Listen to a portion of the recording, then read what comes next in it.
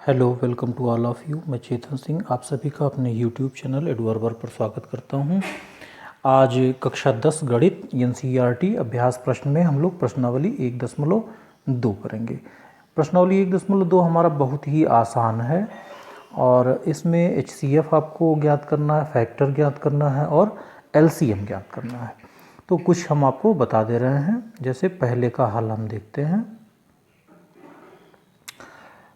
प्रश्न है पहला, निम्नलिखित संख्याओं को अभाज्य गुणनखंडों के गुणनफल के रूप में व्यक्त कीजिए। अभाज्य गुणनखंडों के गुणनफल के रूप में व्यक्त करना है तो बहुत ही आसान है आपका। जैसे 140 देखिए, अभाज्य गुणनखंड के रूप में व्यक्त करने का मतलब हुआ कि सबसे पहले हम अभाज्य गुणनखंड से भाग दे करके उसको हल करेंगे। जैसे अभाज्य गुणनखंड हमारे 2 हुआ, 2 से करेंगे, फिर 3 से करेंगे, 4 से करने की आवश्यकता नहीं है, 5 से करेंगे, फिर 7 से करेंगे, फिर 8 से करने की आवश्यकता नहीं, 9 से करने की आवश्यकता नहीं, 10 से करने की आवश्यकता नहीं, फिर हम 11 से करेंगे, फिर 12 से करने की आवश्यकता नहीं, फिर 13, फिर 14, 15, 16 से करने की आवश्यकता नहीं, फिर हम 17। तो इस तरह से ये अभाज्य जो संख्याएं हुई इनसे हम भाग दे करके इनके गुणनखंड निकालेंगे। ये हमें जानने की आवश्यकता है। अब देखिए, जैसे 140 दिया गया है तो एक तो गुणनखंड वृक्ष के रूप में हम बना सकते हैं कि जैसे ये 140 हमको दिया गया। अब 140 है, 140 को हम 2 से जब भाग देंगे तो ये 2 से हमने भाग दिया, क्या आएगा? 70 आएगा। ये हमारा हो गया 70। अब 70 को हम फिर 2 से भाग देंगे, या यूं कह सकते हैं कि 2 और 35 का गुणनफल ये हमारा 70 होगा। तो ये हो गया हमारा 35। 2 70 है, ये 35 हो गया। अब 35 देखेंगे ये 2 से नहीं विभाज्य है, 3 से नहीं विभाज्य है, तो 4 5 से विभाज्यता इसकी देखते हैं। 5 से ये विभाज्य है तो यहाँ हम फिर 5 लिखेंगे और क्या हो गया? 5 सते 35 और ये एक अभाज्य संख्या हमको मिल गई। अब यहाँ हमारा फैक्टर ये खत्म हो गया।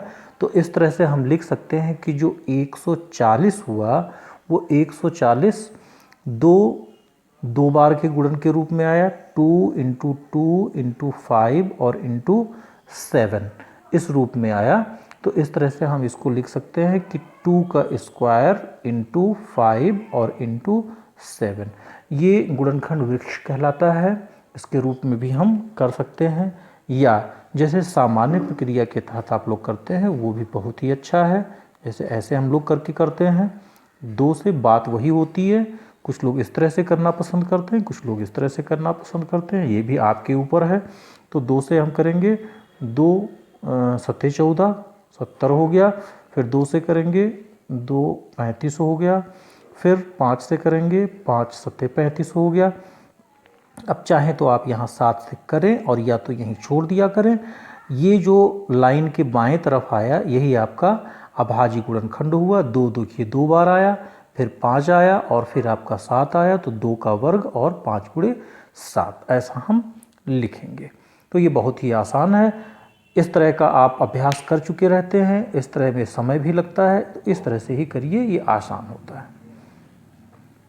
किसी भी तरह से करने से कोई हर्ज नहीं है, आपका आंसर वही आना रहता है। ऐसे दूसरा हम लोग देखते हैं, 156 है। कितना है? 156। चलिए 156 का फैक्टर कर देते हैं। क्या हुआ? 2 से करते हैं। जिस संख्या के अंत में 2 4 6 8 0 होगा वो 2 से विभाज्य होगा। तो विभाज्यता वाला ही नियम लगाते रहते हैं। यहाँ 2 सते 14, 1 15 और 2 8 16, फिर 2 3 6, 1 7, 2 9 18 और 3 से देख लेते हैं। 3 का 9 3, 3 3 9 और ये हो गया 13। तो 156 को हम क्या लिख सकते हैं? 2 × 2 × 3 × 13। तो 2 बार है, 3 1 बार है और 13 1 बार है। 2 बार, 3 1 बार और 13 1 बार। ऐसे ही है हमारा 3825। ये तीसरा 3825, इसका फैक्टर आइए करते हैं 3825, ऐसे ही करते हैं। सबसे पहले 5, अंतिम में 5 है इसलिए 5 से ये विभाज्य होगा, तो 5 से करते हैं। 5 सते 35, 3 38, 5 36, 2 32, 5 पचे 25। फिर 5 से करते हैं, 5 का 5, 5 2 7, 5 पचे 25, 5 तियाँ 15। अब देखते हैं 5 3 8 1 9, 3 से ये विभाजित हो गया, 3 पचे 15 और 3 का 3। फिर 3 से करते हैं, 3 का 3 और 3 सते 21। अब ये आपका 17 से हो गया, तो हम इसको लिख सकते हैं 3825, 3825। इसको क्या लिखेंगे, 5 गुणे 5, फिर गुणे 3 और गुणे 17। और इसे हम थोड़ा क्रम से लिखते हैं, क्योंकि हमने देखा कि यहाँ 5 है तो 5 से ही हमने पहले डिवाइड कर लिया, वास्तव में हमको 3 से ही पहले करना चाहिए था। तो यहाँ लास्ट में हम लोग कर देंगे 3 का वर्ग, फिर गुणे 5 का वर्ग और फिर गुणे 17। तो 3 आपका 2 बार आएगा, 5 आपका 2 बार आएगा और 17 आपका 2 बार आएगा। ये क्रम से हम लोग कर देते हैं। ऐसे ही चौथा देखते हैं।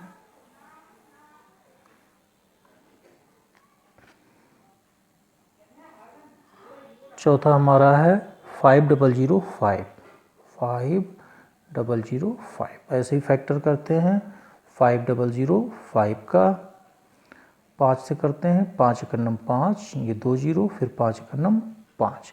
अब आपका क्या आ गया 1 0 0 और 1। अब देखते हैं ये किससे डिवाइड होगा। तो ये एक अभाज्य संख्या है, अभाज्य संख्याएं अभाज्य से ही डिवाइड होती हैं। तो देखिए जोड़ लीजिए, 1 और 1 2, 3 से नहीं हो सकता है, 4 5 से हो नहीं सकता है, 6 भी नहीं। अब आप 7 से देखते हैं, 7 से इसकी विभाज्यता देखते हैं। 7 का 7, 7 3 10, ये हो गया 30 और 7 7 चौक 28, 2 30 और 7 तियाँ 21, 143 हुआ। और 143 देखते हैं ये फिर किससे डिवाइड हो रहा है।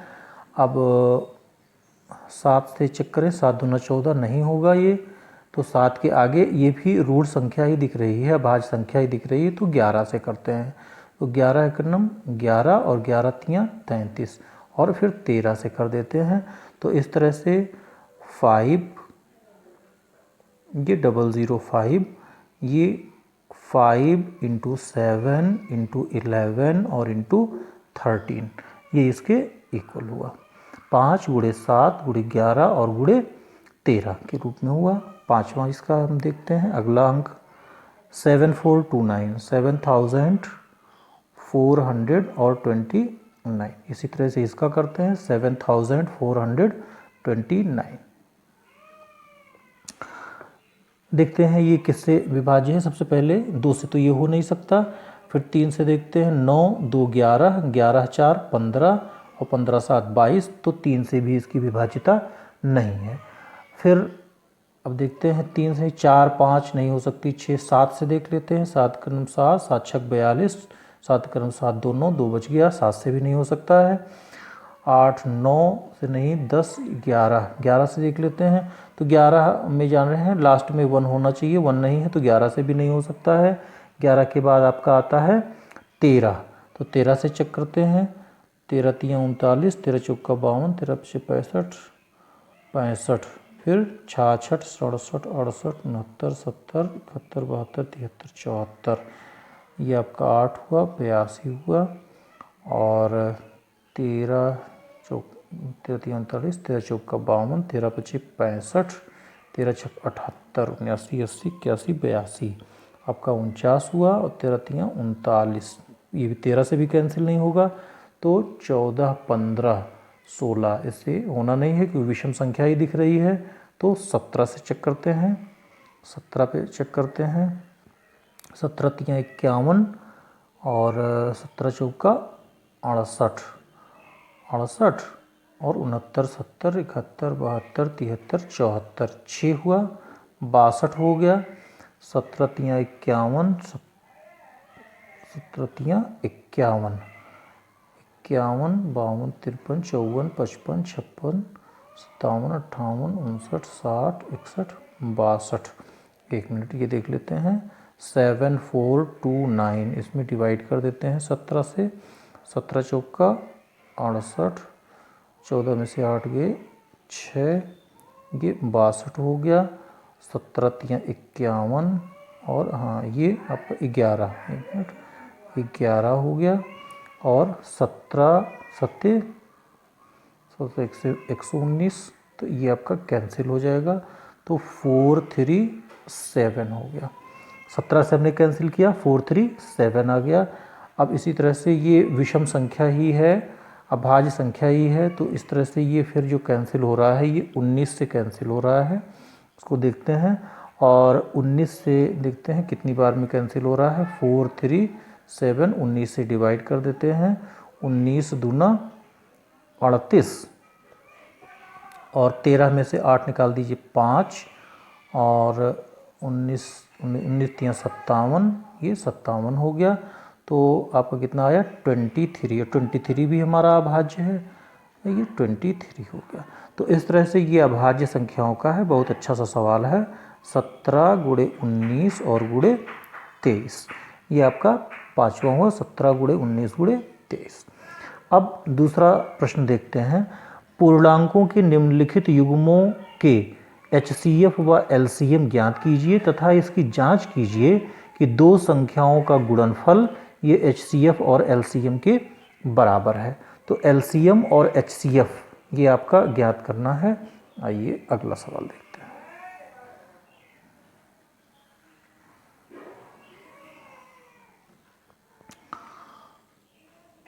प्रश्न संख्या 2 का हल है, सॉल्यूशन ये देखते हैं। पहला, हमको HCF भी निकालना है और LCM भी निकालना है। किसका? 26 और 91। 26 और 91 का हमें ज्ञात करना है। तो हम इसको फैक्टर से ही ज्ञात करना आपको बताते हैं। सबसे पहले फैक्टर हम ज्ञात करते हैं। जैसे 26 हुआ तो 26 का हुआ 2 से हो गया 13। तो इस तरह से 26 बराबर हम क्या लिख सकते हैं 2 × 13। और इसी तरह से 91 को हम क्या लिख सकते हैं 17 तियाँ 51 और 91 है। तो 7 से 13 से 91, 3 से कर देते हैं तो नहीं 7 से करना होगा। तो 13 सत्ते 91, 3 और गुणे 7। तो इस तरह से जो 91 होगा, 91 को हम लिख सकते हैं 7 और गुणे 13। तो ये इनके जो है फैक्टर हो गए। अब देखिए 26 और 91, इसका जब हम लोग HCF लिखेंगे तो HCF का मतलब जो कॉमन होगा मतलब 13 हो गया। और 26 और 91 का LCM जो लिखेंगे, LCM का मतलब कि लोअर पावर वाला भी, तो आपका 2 हो गया, 7 हो गया और 13 हो गया। तो आपका हो गया 13 सत्ते 91 और 91 गुणे 2, 2 × 2, 2 × 9 18। 182 हमारा क्या हो गया, ये LCM हो गया और HCF जो हो गया वो हमारा हो गया 13। जांच करना है तो जांच में भी हम लिखते हैं जांच में हम लिखेंगे कि दो संख्याओं का गुणनफल, दोनों संख्याओं का गुणनफल ये बराबर होगा उस संख्या का HCF और उस संख्या का LCM। तो दोनों संख्याएं हमारी क्या दी गई हैं 26 और 91, और एक संख्या हमारा 13 दिया गया है और एक संख्या HCF हमारा निकला है 13, ये देखिए, और LCM हमारा निकला है 182। तो 182 में 13 का हम गुणा कर देते हैं। 182 गुणे 13, ऐसे ही हम लोग सॉल्व कर लेते हैं। ये आ रहा है हमारा 2366 और इनका भी गुणा करके देख लेते हैं। 26 गुणे 91, तो 26 और 91 का गुणा भी आप देखेंगे आ रहा है 2366। तो इस तरह से जांच में ये सही है। तो इस तरह से हम जांच कर लेते हैं। ऐसे सेकंड वाला हमारा दिया गया है 510 और 92। देखिए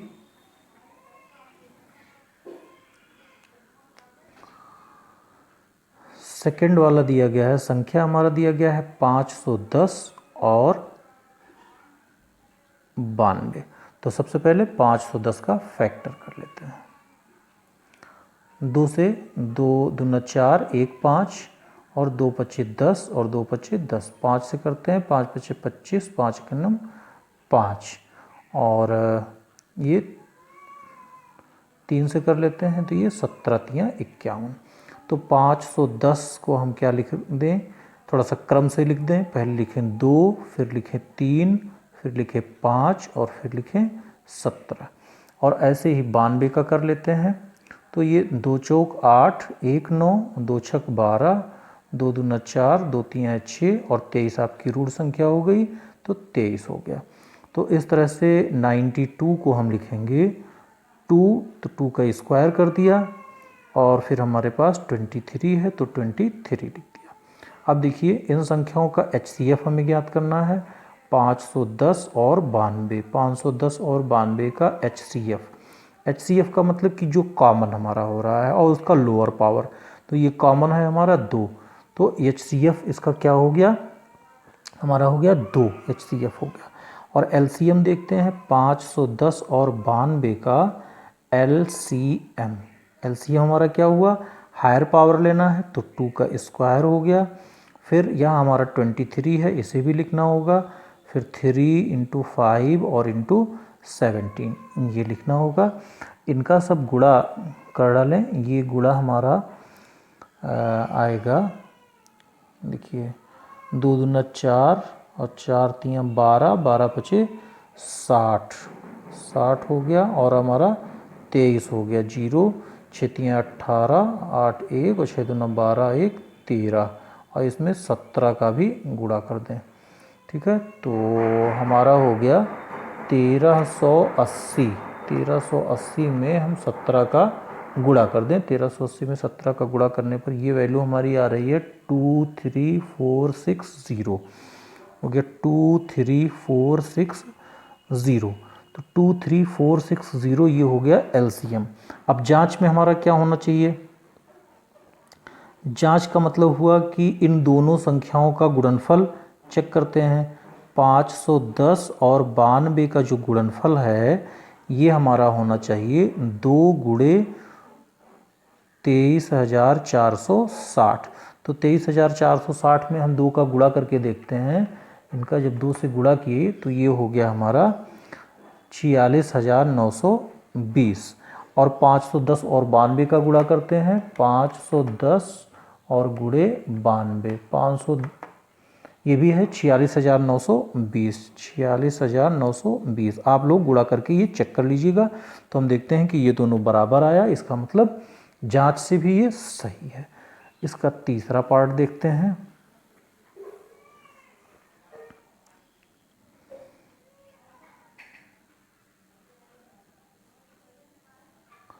तीसरा जो दिया गया है ये है 336 और 54। ये दिया गया है 336 और 54। चलिए 336 का फैक्टर करते हैं। 2 से ही कर लेते हैं। चलिए 2 कन्नम 2, 2 छक 12, 1 13 और 2 अठे 16। फिर 2 से देखिए 2 अठे 16 और 2 चौक 8। फिर 2 चौक 8 और 2 दूना 4, 2 दूना 4, 2 कन्नम 2। अब 3 से कैंसिल हो गया, 3 सत्ते 21 और 7 से 1 हो गया। तो ये देखते हैं 336 को हम लिख सकते हैं 2, यहाँ 2 था हमारा, 1 2 3 4, 2 पर घात 4 और गुणे 3 और गुणे 7। फिर ऐसे ही 54 का करते हैं। ये आ गया हमारा 2 पर घात 4 और गुणे 3 और गुणे 7। इसी तरह से इसको करते हैं। 2 दूना 4 और 2 सत्ते 14, ये एक ही बार आया, अब 3 से करना पड़ेगा। 3 9 27, फिर 3 तियाएँ 9, तो हमारा 54 जो होगा, 54 को हम लिख सकते हैं 2 पर घात 1 गुणे 3 पर घात 3। और इस तरह से यहाँ हम देखते हैं कि जो HCF होगा, इन दोनों का जो HCF होगा, वो जो कॉमन हुआ लोअर पावर, तो ये 2 हो गया और ये गुणे 3 हो गया, ये हमारा 6 हो गया। और LCM हो गया, LCM हायर पावर लेंगे तो 2 पावर 4 इंटू 3 का पावर 3 और इंटू 7, तो 2 दूना 4, दूना 8 दूना 16, 3 तियाँ 9 तियाँ 27 और गुणे 7, तो 16 गुणे 27 गुणे 7, ये वैल्यू आ गई हमारी 3024। मल्टीप्लाई आप करके चेक कर लेंगे। और जांच भी यहाँ हम देख लेते हैं। जांच, तो जांच में हम क्या देख रहे हैं कि दोनों संख्याओं का गुणनफल 336 और गुणे 54, और ये LCM और HCF के गुणनफल के बराबर होना चाहिए, मतलब 6 इंटू 3024। तो 6 इंटू, ये मैं मल्टीप्लाई करके आपको देख के बता दे रहा हूँ, आप स्वयं मल्टीप्लाई कर लीजिएगा। 6 इंटू 3024, ये वैल्यू आ रही है 18144, ये आ गया। और इसी तरह से 336, ये एक संख्या दी गई है और दूसरी संख्या हमारी 54 दी गई है, और इनका गुणनफल भी हमारा आ रहा है 18144। तो इस तरह से जांच द्वारा ये हमारा सही है। तो बहुत आसान है आपका LCM और HCF निकालना और जांच करना। इसी क्रम में हम देखते हैं तीसरा प्रश्न है, अभाज्य गुणनखंड विधि द्वारा निम्नलिखित पूर्णांकों HCF LCM ये आप ज्ञात करिए। इसमें 3 आपको दे दिए गए हैं। अभाज्य गुणनखंड विधि से, मतलब गुणनखंड विधि से ही हमको ज्ञात करना है। तो तीसरा देखते हैं।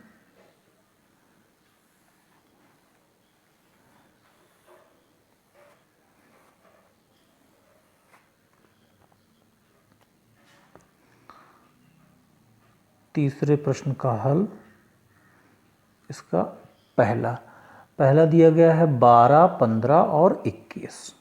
12, 15 और 21, जैसे 2 का होता है ऐसे ही 3 का हम करते हैं। तो 12 का आप फैक्टर कर लीजिए, 2 छक 12 और 2 तियाएँ 6, आपका 3 का नम 3। ऐसे ही 15 का आप फैक्टर कर लीजिए, तो 3 पचे 15 हो गया। और ऐसे ही आप 21 का कर लीजिए, 21 का फैक्टर हो गया हमारा 3 सते 21, 7 का नम 7। तो हम 12 को क्या लिख सकते हैं, 12 को 2 पर घात 2 गुणे 3। ऐसे ही हम 15 को क्या लिख सकते हैं, 3 गुणे 5। तो 2 पे छोड़ दीजिए, या 2 पर पावर 0 लिख सकते हैं, 3 गुणे 5 हो गया। और 21 की जगह पे हम कितना लिख सकते हैं, 21 की जगह पे हो गया हमारा 3, चलिए ऐसे ही लिख दे रहे हैं, 2 पावर 0 और इंटू 3 इंटू 5 पावर 0 ये हो गया, और इंटू 7। और अब देखते हैं इनका HCF। तो HCF का मतलब जो आपका लोअर कॉमन हुआ, तो इसमें कोई कॉमन नहीं है। इसमें देखते हैं आपका 3 खाली कॉमन हुआ, और यहाँ भी आपका 5 पावर 0 आप कर देंगे, तो 5 पावर 0 कॉमन, तो HCF हो गया आपका 3। और LCM का मतलब हायर कॉमन में आपका 2 का पावर 2 हो गया, इंटू 3 हो गया, इंटू 5 का पावर यहाँ 1 है, और इंटू 7 हो गया। तो 2 दूना 4, 4 तियाँ 12, 12 पचे 60 और 6 सत्ते 42, ये हो गया 420। तो HCF आपका आ गया 3 और LCM हो गया हमारा 420। और सेकंड वाला देखते हैं। सेकंड दिया गया है 17, 23, 29। संख्याएं देखिए बहुत अच्छी दी गई हैं, 17 है, 23 है और 29 है। अब 17 देखते हैं, ये भी विषम है, 23 ये भी विषम है, 29 ये भी विषम है। तो प्रत्येक अभाज्य संख्या है, इसलिए इसका जो HCF होगा, HCF क्या होगा 1। एक प्रश्न भी आया था, हम लोग बताए थे, उसमें भी 23 आया था, तो HCF उसका 1 था। और LCM क्या होगा, ये LCM चूँकि इनका फैक्टर कोई है ही नहीं, तो जो LCM होगा वो LCM इनके गुणनफल के बराबर होगा।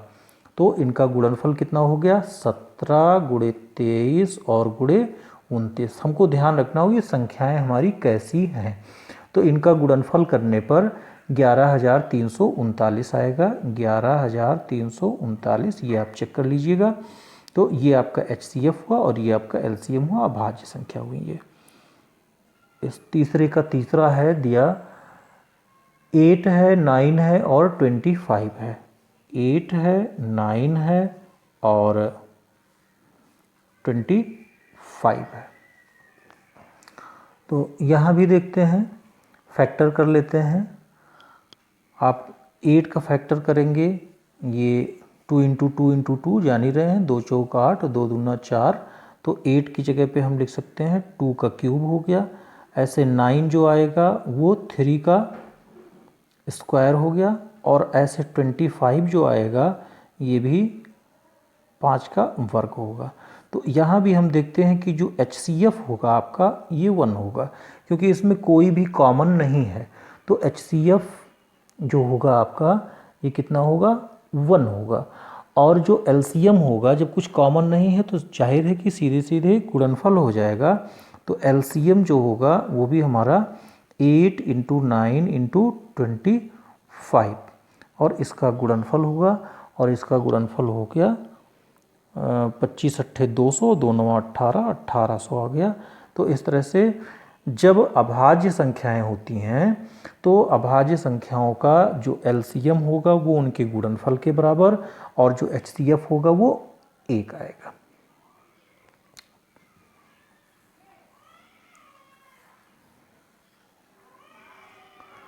प्रश्न संख्या 4 देखते हैं।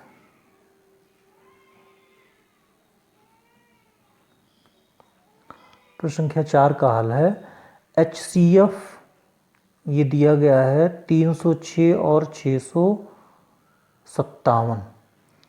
HCF 306 और 657, इनका जो HCF दिया गया है ये है 9, ये 9 दिया गया है।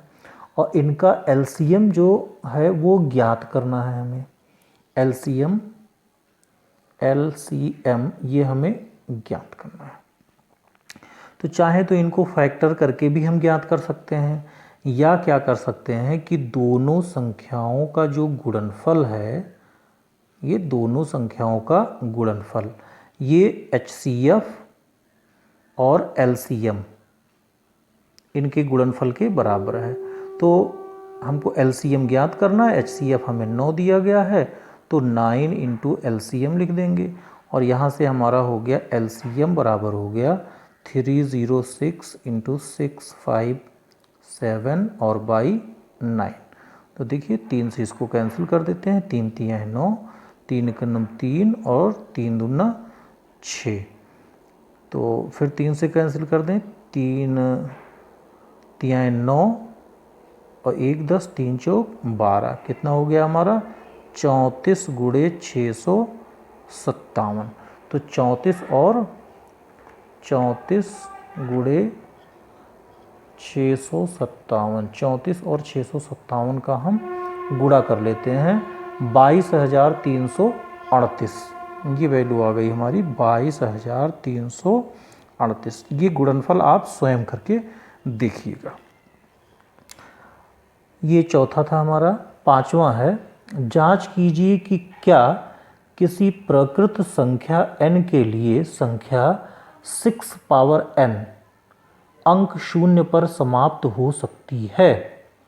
अच्छा, ये है आपका पांचवा सवाल। देखें,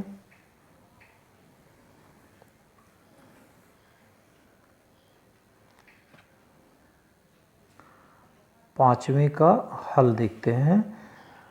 ये बताना है कि 6 पावर n, जहाँ n एक प्राकृत संख्या है, n क्या है, ये प्राकृत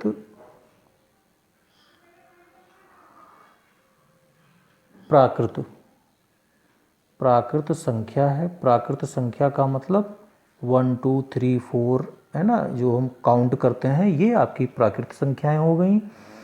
और 6 पावर n अंक शून्य पर समाप्त हो सकता है क्या? 6 पावर n अंक शून्य पर समाप्त हो सकता है, ये हमें दिखाना है।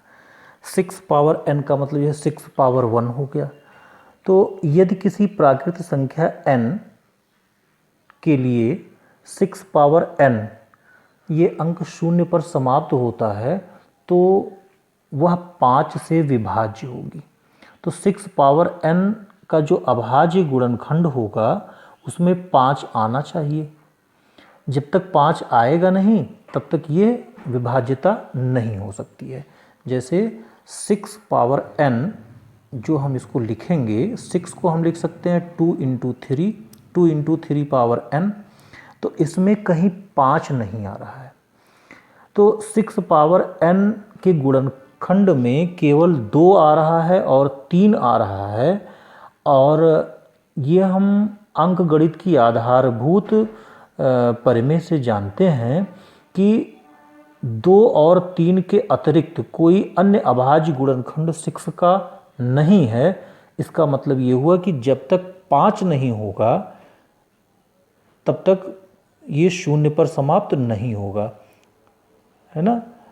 6⁻n में मतलब जब तक गुणनखंड में हमारा 5 ना आए, मतलब विभाज्यता अगर 5 से नहीं होती है तो भाई 5 से हमारा ना तो 2 विभाजित हो रहा है ना तो 3 विभाजित हो रहा है। तो इस तरह से हम इसको लिखेंगे कि 6⁻n के गुणनखंड में 2 और 3 के अतिरिक्त कोई अन्य अभाज्य गुणनखंड नहीं है और ये 5 से विभाज्य नहीं है, इसलिए कोई प्राकृतिक संख्या n नहीं है जिसके लिए 6⁻n ये शून्य पर समाप्त हो। तो ये बहुत ही आसान था, ये इतना आप हिंदी में इसको लिख लीजिएगा। और छठा प्रश्न देखते हैं। छठा प्रश्न है, व्याख्या कीजिए कि 7 इंटू 11 इंटू 13, 7 इंटू 11 इंटू 13 और प्लस 13 और 7 into 6 into 5, 5 into 4 into 3 into 2 into 1 और प्लस 5, 10 इंटू 11 इंटू 13 और प्लस 13। तो देखिए लिखते हैं 7 इंटू 11 इंटू 13 और प्लस 13। इसे हम ऐसे लिखते हैं कि 7 इंटू 11 प्लस 1,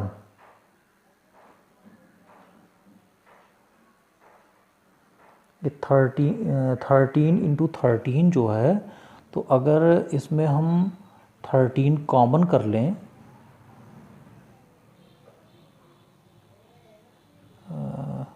तो हमारा हो गया 7 इंटू 11 और प्लस 1 और इंटू 13, ऐसे ही तो हो गया। इनमें से 13 कॉमन कर लें, तो 13 अगर हम कॉमन कर लेते हैं तो 7 इंटू 11 हो गया और यहाँ से इंटू में तो 1 बचा ही बचा। आप अगर नहीं समझ रहे हैं तो ऐसे लिख दीजिए कि इंटू 1 और प्लस 1 और यहाँ इंटू 13 कर दिया। तो मल्टीप्लाई करने से कोई प्रभाव नहीं, तो 11 सते 77 हो गया और प्लस आपका 1 हो गया और इंटू आपका 13 हो गया। तो 77 और 1 78 हो गया, 78 गुणे आपका 13 हो गया। तो 78 को हम क्या लिख सकते हैं, ये हुआ हमारा 78 और गुणे ये हमारा 13 है।